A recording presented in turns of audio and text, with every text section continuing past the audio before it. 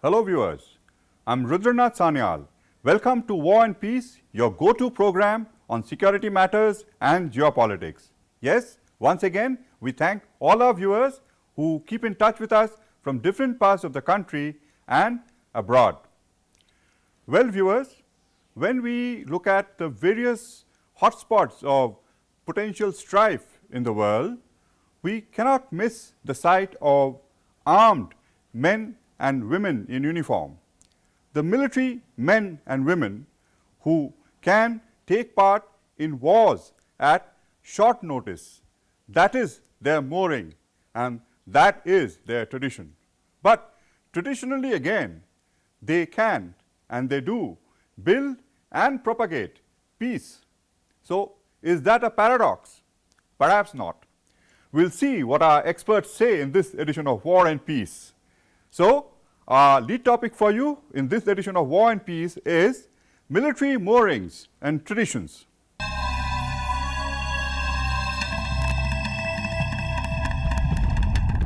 And we will get you more insight into benign military traditions in our 5-shot segment, in which there is an exclusive interview with the late Marshal of the Air Force Arjun Singh, who was a veteran fighter pilot and the second Air Chief of India. We had very, very good Indians fighting in World War I, 1914-15.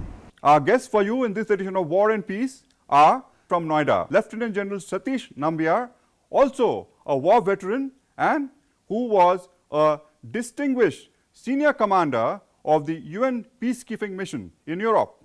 And we also have Lieutenant General Ellen Singh, who is a senior defense analyst and who is now the chairman of the Manipur Public Service Commission. He has joined us from Imphal. So, our lead topic for you in this edition of War and Peace, military traditions.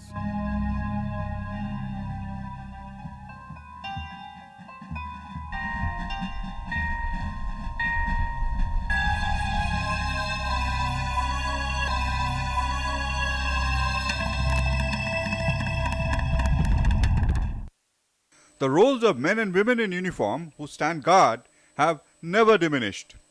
Going by military traditions, their roles are as cut and dried in times of peace as during war.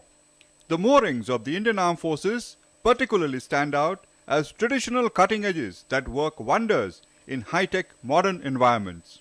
The men and women behind the machines perpetually act as a great deterrence in all conditions. Their contributions to UN peacekeeping missions have caught the attention of the world. Their discipline and spirit of sacrifice passed on to them by earlier generations are some of the hallmarks.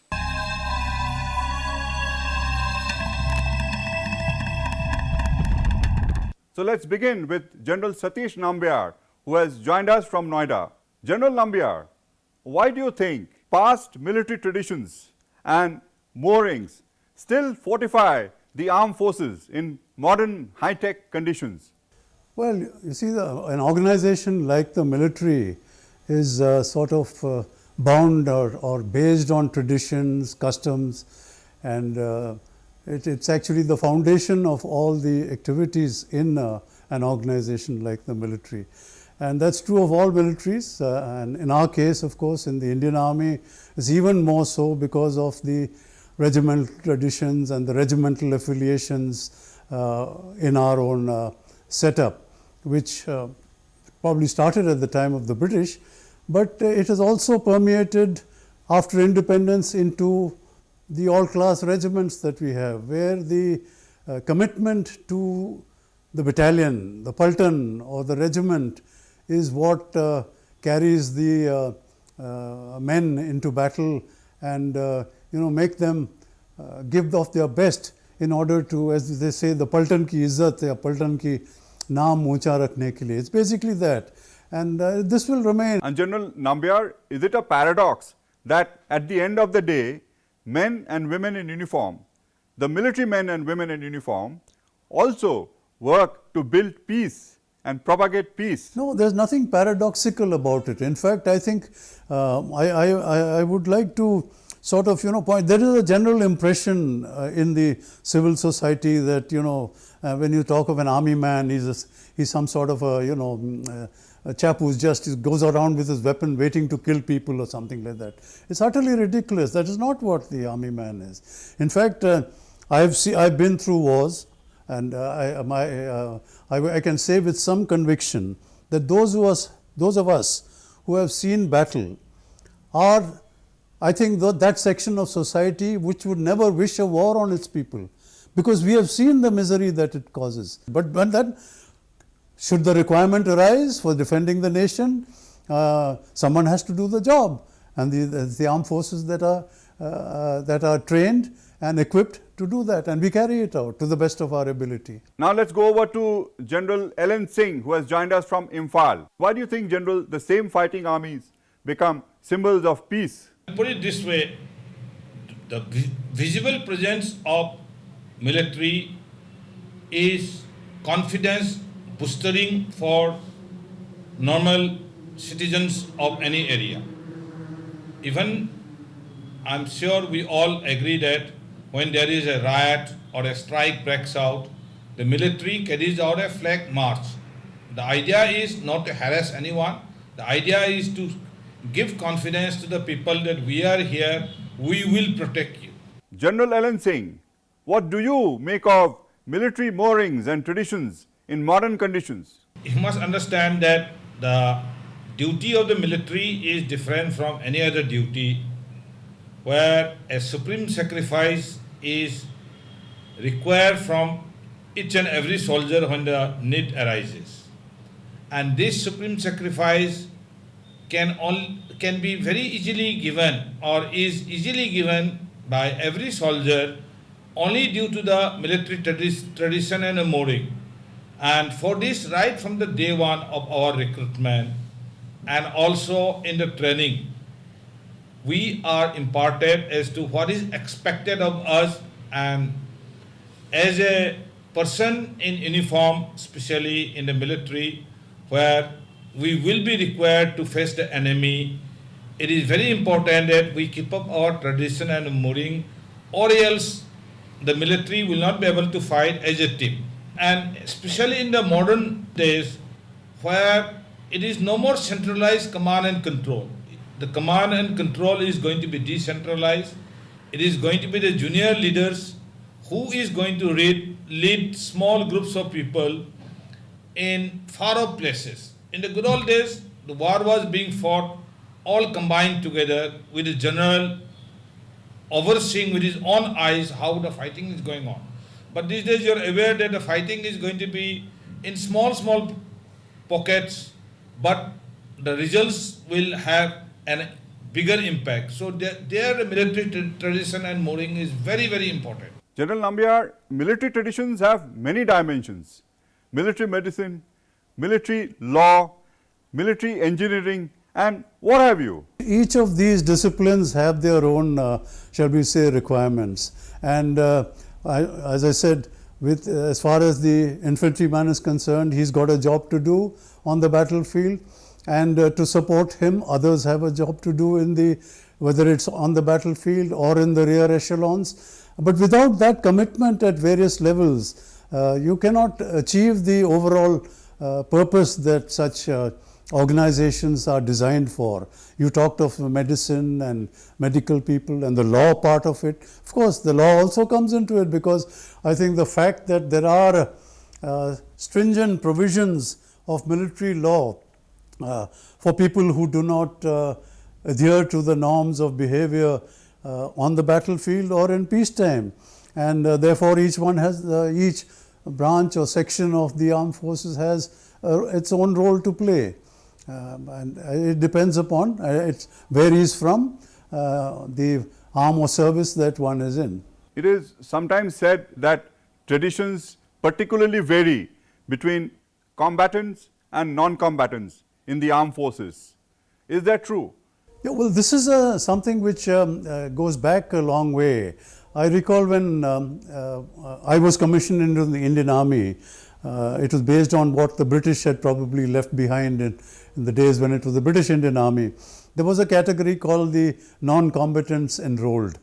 You know, the barbers, sweepers and that sort of category were non-combatants. Now that I think over the years, I think rightly was removed. And we had now everyone, whether he's a sweeper or a barber or a cook or whatever, he goes through the necessary training and is equipped with a weapon, even I think today. So that categorization has gone. Because as I said, everyone has a role to play. Military doctors also have to carry their personal weapon in the tactical battle area. Yes, yes, of course he has to. Because there could be instances, there have been instances where the doctors have been required to use their weapon, if not only to protect themselves, some of them have even protected others who were likely to be affected by the actions of the adversary. General Ellen Singh. There is to be combatants and non-combatants. Now, the line separating the combatants and non-combatants have really vanished over the years. The only thing is that level of threat may be different. Today, the threat which is faced by people, the foot soldiers, is also being faced by a ASC driver when he drives in the insurgency area or in terrorist infested area. Hence, this man also has to have his own tradition to keep up with the situation which is very, very difficult, and every soldier, whether he is in the ASC or AOC or military engineers, faces almost the same threat these days. However, the fighting arms will have to have a tougher tradition because they are going to fight as a cohesive body, and in case of a hot war, they are going to withstand the onslaught of the enemy.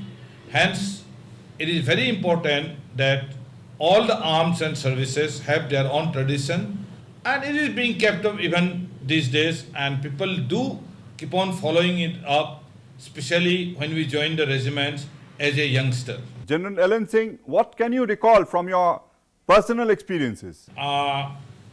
Like when I joined my unit in 1979, we were required to stay in the barracks with the troops.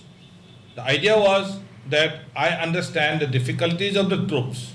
So, though I was an officer, I started off my duty as a scout number 1 of a section in Alpha Company of 9 Jekala. And this duty I did for a few days. This was followed by becoming the LMG group commander. This was followed by me doing the Langar commander's job and all the jobs which are required to be performed right till the JCO was performed by me for nearly 3 months by me staying in the lines. So that really helped me to understand how difficult it is for a person when we when we say that we are going to have a fall-in at say 4 o'clock in the morning. That means the cook has to get up at around 12 o'clock at night or 1 o'clock at night and start preparing the breakfast if we are going to march out at 4 o'clock in the morning. Okay, so those things are only understood when you follow the tradition and the mooring. You're watching War and Peace, your go-to program on security matters and geopolitics. We will take a quick break now, after which we will bring you some more insights into benign military traditions by way of an exclusive interview with the late Marshal of the Air Force Arjun Singh in our File Shot segment. Please keep watching.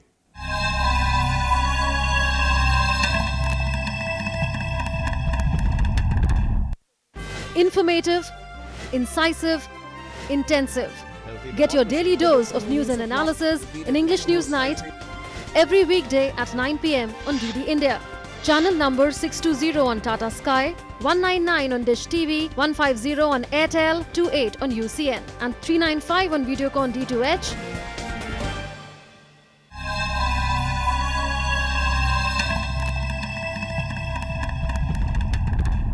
Welcome back. You're watching War and Peace, your go-to program on security matters and geopolitics.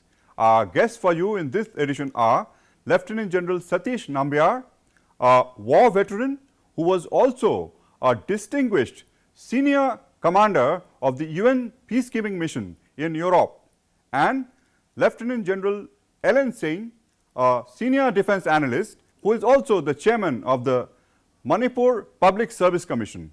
So now we come to our file shot segment, in which we will show you an exclusive recorded interview of the late Marshal of the Air Force Arjun Singh.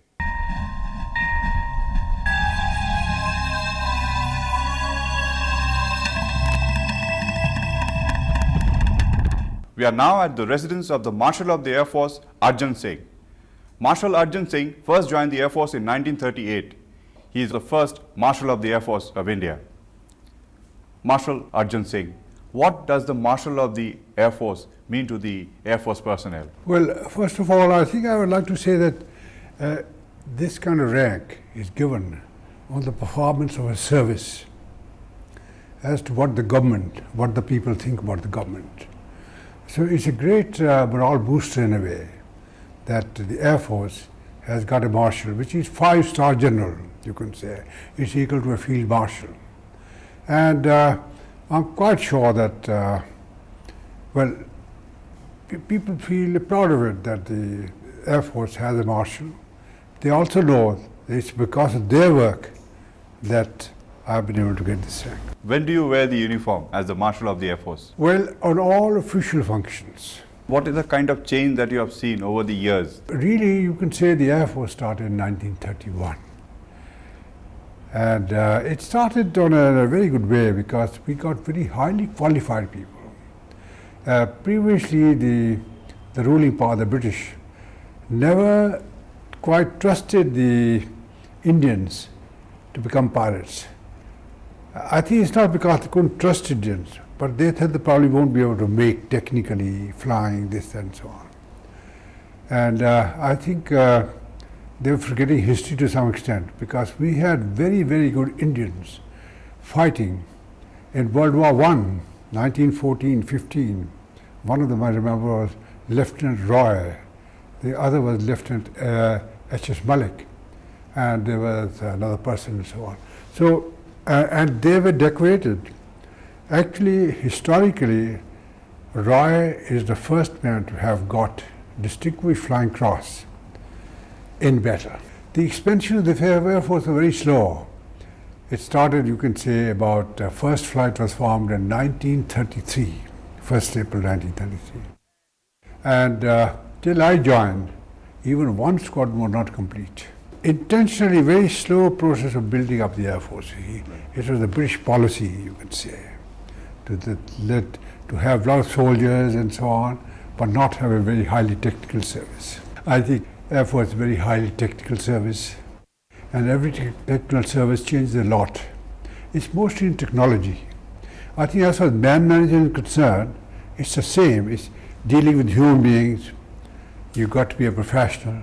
You've got to have knowledge yourself. You've got to have faith in the people who serve under you. And all things are still there. When you joined, everybody was called a pilot, but not now. The question of distinction between fighter, transport, helicopter and so on has come much later on. In our case, it was just one term. He was a pilot. Nobody ever called us fighter pilots. He was a pilot. The Air Force has become a lot more technical now. So the types of fighter aircraft and all other varieties of aircraft are much more advanced nowadays.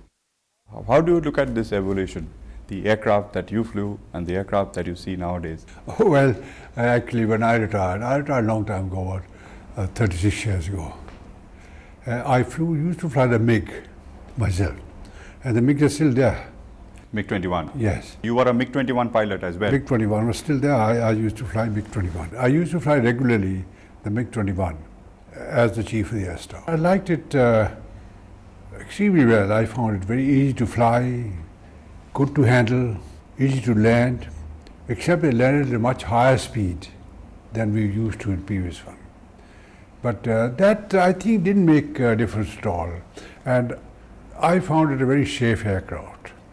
It never occurred to me, at that time it never occurred to anybody that MiG-21 won't have any difficulties. How do you look at the future? Future, I don't know where it really. I mean, I've gone through 3-4 wars, and first of all, I must tell you that I don't like wars. At the same time, I say that if you're going to have a defense services, then they must be prepared for war. And thirdly, I would like to say that if you're going to prepare for war, you cannot afford to be out of date.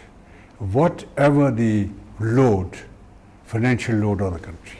How does the Marshal of the Air Force spend his day? Well, I don't know. I always have something to do, I think, What is your best memory? Best memory, but I don't know this. That's again, you see. What do you think? The whole thing, the memory, you see. You can't, these small incidents you can't, you see. You enjoy the Air Force. You are happy in the Air Force if you think you're doing well. Right. I have never claimed actually, and nobody should dare, that it is my work. It's a combined work of all the people in the Air Force. And unless the whole machinery is good, the top man cannot operate. So should one say that after this long, distinguished service, the best memory is one collective whole? It's a combination as to what is the overall impression. And I enjoyed my life in the Air Force. And I'm sure that with the right attitude of mind, everybody should enjoy his life, our life now at the Air Force. I would say the Air Force intensively when I was operating, either on the northwest frontier for a fair long time, or in Burma and beyond that. Or, well, I didn't fight myself in 1965 war, but I like the management side, you see, because that is very important. But I knew exactly, having done it myself, as to what I expected of them and how they were doing. You were the Air Marshal at that time, and you would say that you didn't fight the 65 war. You say that you were part of the management and you were not fighting. It's an over thing, you see. Now you can't compartmentalize. How you run the war is because of all the past experience you had, and therefore you're managing a war. I didn't talk, personally I didn't take part in that. See, personally taking part in it, and incidentally, that is only up to the rank of about a wing commander or a group captain that people take part, you see. The higher people are all engaged in management, and their lives are dependent on how you manage the war. That's very important. If I make a mistake, it may kill quite a few people, and that will not be acceptable. You see. I wouldn't accept it myself. Thank you very much, Marshal. Thank you for this interview. Thank you so much.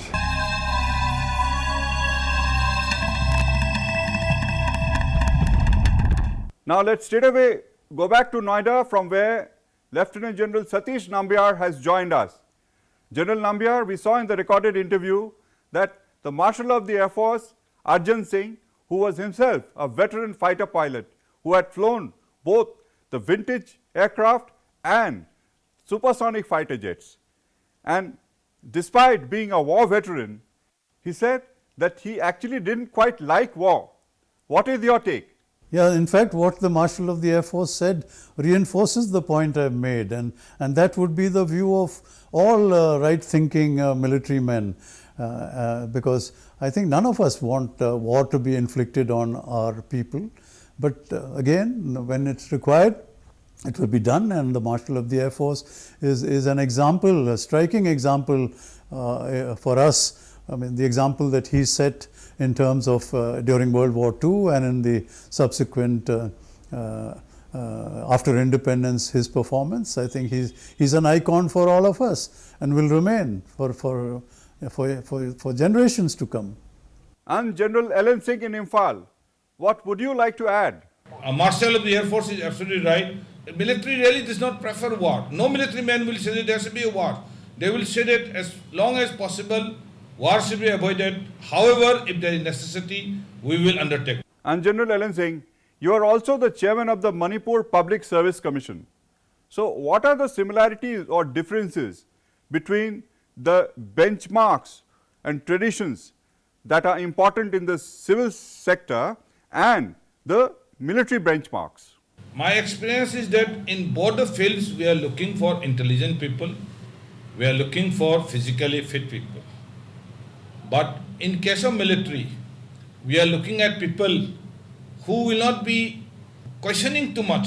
If we keep on thinking, if we keep on saying that this will happen, that will happen, I'm sure no battle can really be fought. Similarly, in the Battle of the Bulge, when the commander took a decision that I will take on the Germans, he took on the Germans and nobody said anything. So it is, in the military, some of the decisions, once it is taken, there is no more discussion, but it has to be complied with. It has to be executed in the right spirit and bring about a victory. General Satish Nambiar in Noida, what kind of insights did you get when you were a senior commander of the UN peacekeeping force in Europe? At the personal level, I'll say this, that having had the privilege of heading the forces, the UN forces in the former Yugoslavia, I had military personnel from 34 countries of the world under my command. That's quite a unique privilege for anyone. And these included all the countries of the developed world. There were personnel even from the United States of America on my staff. There was a military hospital. There were no combat troops from America. Britain, France, almost all the countries of Europe, countries from South America, Africa, Russians, from Asia, South Asia particularly, they were all. And it's a tribute, I think, to the people in uniform that without exception, no matter which country they came from, my own impression was that they served the UN with total dedication. That is the great thing about a man in uniform.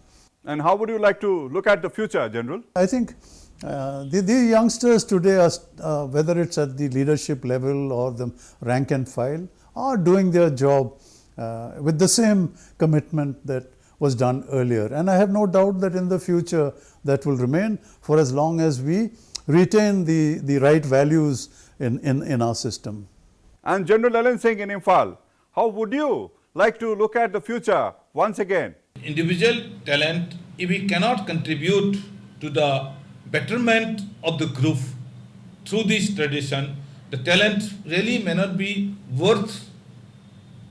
as much worth as what it should be. So imagine a football team in which everyone wants to score, become a scorer. Who's going to be the goalkeeper?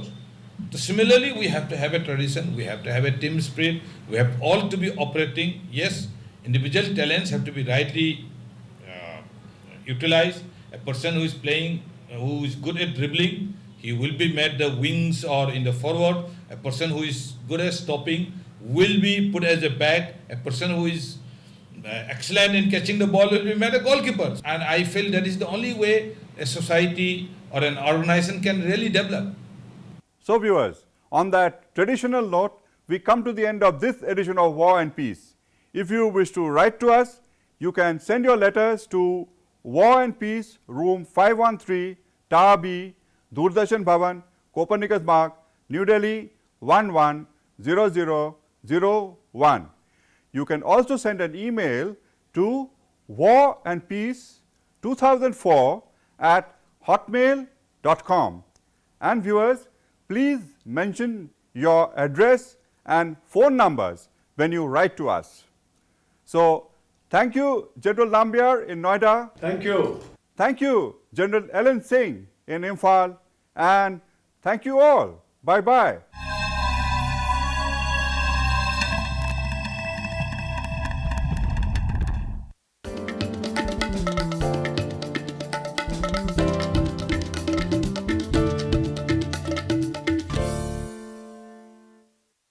A quick look at the day's top news. 100 big stories from across the country and the world in just 30 minutes. Watch Express News Monday to Friday, 7 p.m. only on DD India.